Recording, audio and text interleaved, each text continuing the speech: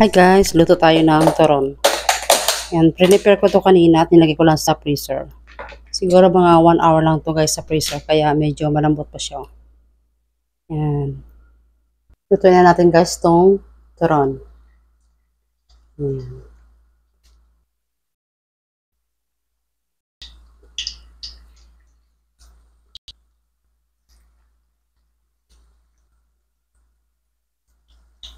Yan, 6 pieces lang guys yung akin lulutuin kasi baka di namin maubos. Tamang tiki-isa lang.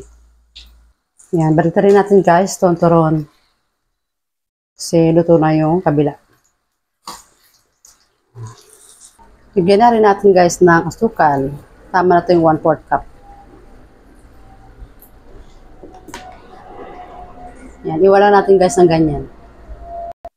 Pag medyo natutunaw na guys yung asukal, katulad dito, ayan, natutunaw na siya. Ganyan-ganyan nyo lang guys. Ayan guys, so dumikit na yung asukal. Pwede na natin itong tanggalin. Ayan, lahat yan meron na. Wow! Ito na guys, ang turon. Kain tayo.